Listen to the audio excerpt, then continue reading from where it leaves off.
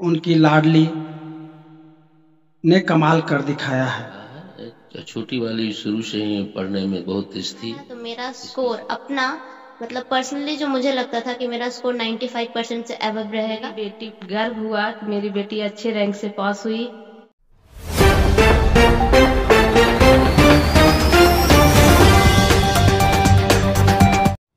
जय हिंद दोस्तों, आप देख रहे हैं G19 टीवी और आज के इस समय हम आए हैं एक ऐसे शख्स के पास जो पेशे से पत्रकार हैं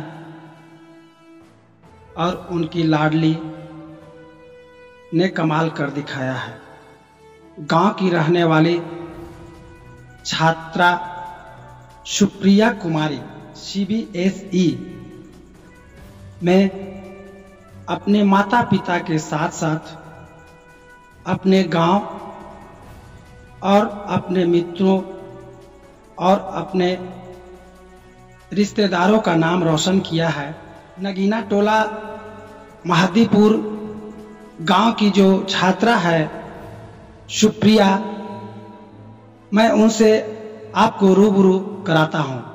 सुप्रिया कुमारी जो CBSE एग्जाम में 96% मार्क्स के साथ फतुहा अनुमंडल क्षेत्र की टॉपर बनी है, उनको मेरा हार्दिक शुभकामना है। सुप्रिया जी, आप अपना परिचय देते हुए आपके घर में और कौन कौन से लोग हैं, क्या करते हैं, इसके बारे में बताएं। मेरा नाम सुप्रिया कुमारी है और मेरे पिता का नाम श्री सुधीर कुमार सिंह है। वो पेशे से पत्रकार हैं तथा मेरी माता का नाम प्रतिमा देवी है और वो एक शिक्षिका है। मेरे 3 और भाई बहन हैं जिसमें 2 बड़ी दीदी है और एक भैया है। आपकी जब परीक्षा समाप्त हो गई थी तो घर आने के बाद आपने क्या उम्मीद किया था कि मैं टॉपर करूंगी? एग्जाम देने के बाद मेरा ये था कि मैंने लिखा है तो मेरा स्कोर अपना मतलब पर्सनली जो मुझे लगता था कि मेरा स्कोर 95% से अबव रहेगा। ठीक है, मैं थोड़ी और नंबर्स की एक्सपेक्टेशन कर रही थी बट इट्स 96%, तो इट्स ऑल्सो सेटिस्फैक्टरी। आप यह बतलाएं कि आपने किस तरह से जो आप मेहनत किए, आपके मेहनत के पीछे किन किन लोगों का योगदान है और आपने इस कामयाबी के लिए किस तरह से अध्ययन किए, उसके बारे। इसके पीछे तो सबसे पहले मेरे मम्मी और पापा का हाथ है, उन्होंने मुझे बहुत सपोर्ट किया।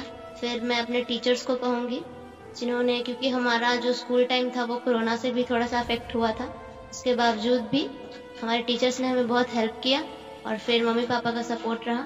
और रही बात स्टडी की, तो हमें एक सफिशिएंट टाइम मिलता है कि आप सेल्फ स्टडी कीजिए, तो उसमें अच्छा मतलब आपको कंसंट्रेट होकर पढ़ाई करना चाहिए बस। और फिर वही जो टीचर्स आपको जो देते हैं, नोट्स देते हैं, खुद से बनाइए और उसको फिर पढ़िए, बस फुली कंसंट्रेट होकर आपको पढ़ना है, तो बस। दोस्तों, किसी ने कहा है आसमां में सुराग कैसे नहीं हो सकता, एक पत्थर तो तबीयत से उछालो यारो।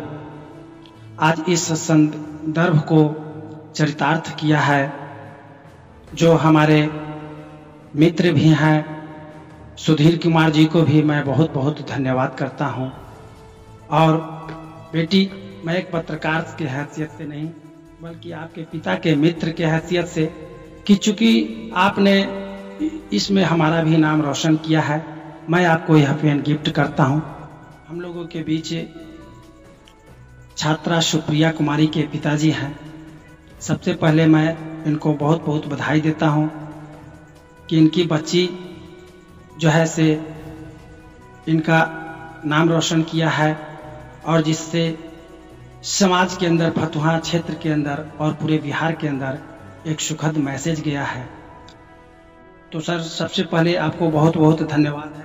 आपको भी धन्यवाद रमेश जी, G19 टीवी को भी धन्यवाद। सर, आप थोड़ी अपने जो बच्चे हैं उनके शिक्षा के लिए आप किस तरह का व्यवस्था किए हैं और क्या सोचते हैं, और लोगों को आप क्या मैसेज देना चाहते हैं, इसके बारे में 2 शब्द कहें। देखिए, हमारी 2 बड़ी बच्ची है और एक बच्चा है, उसके बाद एक छोटी बच्ची सुप्रिया कुमारी है। हमारी दोनों बच्चियां भी बिहार बोर्ड में अच्छी नंबर लाई थी, बड़ी और छोटी वाला। और बेटा आईएससी में पढ़ रहा है। छोटी वाली शुरू से ही पढ़ने में बहुत तेज थी। इसकी शुरुआती शिक्षा समझिए कि सीबीएसई बोर्ड से हुई थी, विशेषवी पब्लिक स्कूल से 6वीं क्लास तक। उसके बाद साइंस एंड टेक्नोलॉजी जो बाद में शेफाली हो गया, उसमें से ये बोर्ड का एग्जाम दी।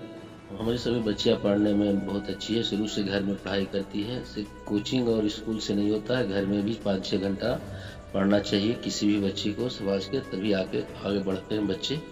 सिर्फ स्कूल और कोचिंग पर डिपेंड रहने से कुछ नहीं होता है, ये मेरा सोचना है। हम लोगों के बीच में फतुहा अनुमंडल टॉपर बनी सुप्रिया कुमारी का माताजी प्रतिमा कुमारी जी हैं, जो एक कुशल गृहिणी, धर्मपरायण स्त्री और समाज में शिक्षिका के रूप में योगदान दे रहे हैं। मैडम, आपकी बच्ची ने नाम रोशन किया है, इसके लिए मैं आपको बहुत बहुत धन्यवाद देता हूँ। धन्यवाद। मेरी बेटी गर्व हुआ कि मेरी बेटी अच्छे रैंक से पास हुई और उसके बहुत अच्छी सी मेहनत की और उसको मैं भी सहयोग उसको दिए और काम भी अच्छा सफल रहा।